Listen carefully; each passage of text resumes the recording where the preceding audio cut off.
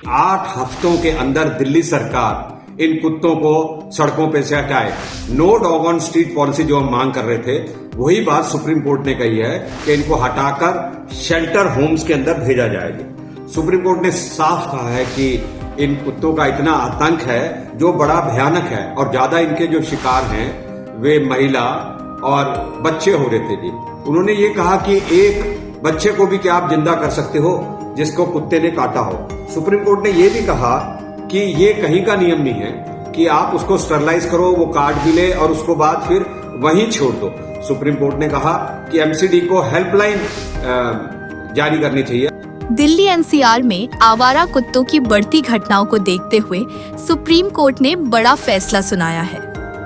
अदालत ने दिल्ली सरकार, एमसीडी और एनडीएमसी को निर्देश दिया है कि अगले 8 हफ्तों के भीतर सभी लावारिस कुत्तों को पकड़कर डॉग शेल्टर में रखा जाए और उन्हें वापस सड़कों पर न छोड़ा जाए। कोर्ट का कहना है कि बच्चों और बुजुर्गों पर कुत्तों के हमले की घटनाएं लगातार बढ़ रही हैं, जिन्हें रोकने के लिए तुरंत कदम उठाने होंगे। कोर्ट ने साफ कहा कि किसी भी हालत में छोटे बच्चों को आवारा कुत्तों का शिकार नहीं बनने देना चाहिए। इसके साथ ही निर्देश दिया गया कि शेल्टर में कुत्तों के बधियाकरण और टीकाकरण के लिए पर्याप्त स्टाफ होना चाहिए। 1 हफ्ते के भीतर डॉग बाइट से जुड़ी शिकायतों के लिए हेल्पलाइन बनाने का भी आदेश दिया गया है। ये सख्त रुख तब आया जब हाल ही में दिल्ली के पूटकला इलाके में 6 साल की बच्ची की कुत्ते के काटने से मौत हो गई थी।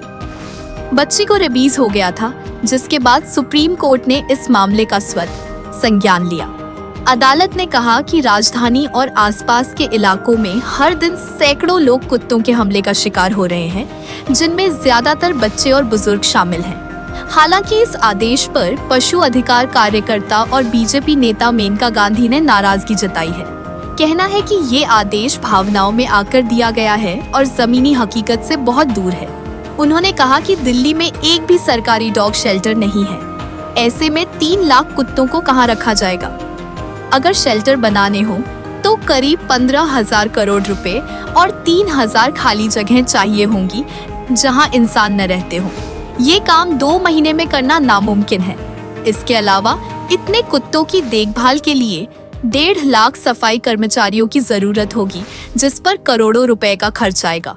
मेनका गांधी ने ये भी कहा कि जब अधिकारी कुत्तों को पकड़ने जाएंगे तो गली गली झगड़े होंगे, क्योंकि कुत्तों को खिलाने वाले लोग उन्हें जाने नहीं देंगे। इससे रोजाना विवाद और मारपीट की नौबत आएगी। राजनीतिक पार्टियां भी इस मुद्दे को भुनाने लगेंगी और माहौल अस्थिर हो जाएगा। उनका मानना है कि अगर दिल्ली के कुत्ते हटा दिए गए तो आसपास के राज्यों से नए कुत्ते यहां आ जाएंगे, क्योंकि खाने पीने की चीजें यहां ज्यादा मिलती हैं। इस तरह कुछ ही दिनों में फिर से लाखों कुत्ते इकट्ठे हो जाएंगे और फिर से नसबंदी का कार्यक्रम चलाना पड़ेगा, जिस पर सैकड़ों करोड़ खर्च होंगे।